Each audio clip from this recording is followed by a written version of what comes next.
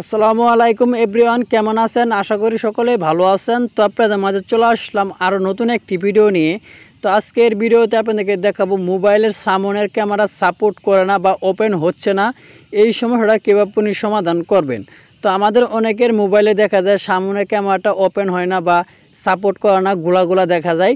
তো এই সমস্যা যাদের মোবাইলে দেখা দেয় তারা যে আজকে এই ভিডিওটা দেখলে অবশ্যই সমস্যাটার সমাধান করতে পারবে।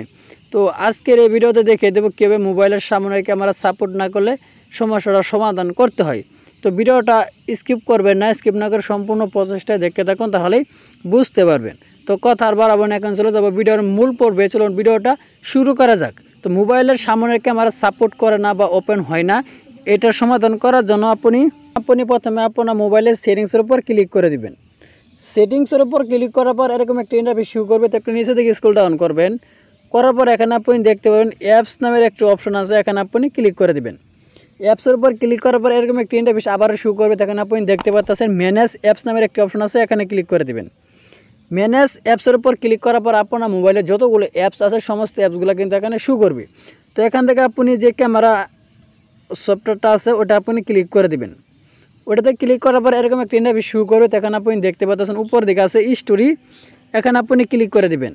ক্লিক করার পর এখানে আপনি যতগুলো স্টোরি আছে বা এমবিগুলো আছে সবগুলো আপনি ক্লিয়ার করে নেবেন। এখানে আছে ক্লিয়ার ডাটা, এখানে ক্লিক করে দিবেন। আবার ক্লিয়ার অল ডাটা, এখানে ক্লিক করে দিবেন। ক্লিক করার পর এখান থেকে আপনি ব্যাগে বেরিয়ে আসবেন। আসার পর এখানে আপনি দেখছেন অ্যাপস পারমিশন, এটাতে আপনি ক্লিক করে দিবেন। ক্লিক করার পর আপনি একটু ভালো করে দেখেন, এগুলো যদি সবগুলো যদি নিচে দিকে দেওয়া থাকে, অ্যালাউ করা যদি না থাকে, এরকমভাবে সবগুলো যদি নিচে দিকে থাকে এগুলো আপনি সবগুলো অ্যালাউ করে দিবেন। এগুলো অ্যালাউ করে দিবেন সবগুলো, ক্যামেরা, স্টোরি, লোকেশন সবগুলো আপনি অ্যালাউ করে দিবেন। এরকমভাবে উপরের দিকে সবগুলো যখন উপরের দিকে চলে আসবে, এখান থেকে আপনি ব্যাগে বেরিয়ে আসবেন। বেরিয়ে আসার পর এখানে আপনি দেখতে পাচ্ছেন নিচের দিকে আরেকটি লেখা আছে ক্লিয়ার ডাটা, এখানে ক্লিক করে দিবেন। আবারও এখান থেকে ক্লিয়ার অল ডাটা, এখানে আপনি ক্লিক করে দিবেন।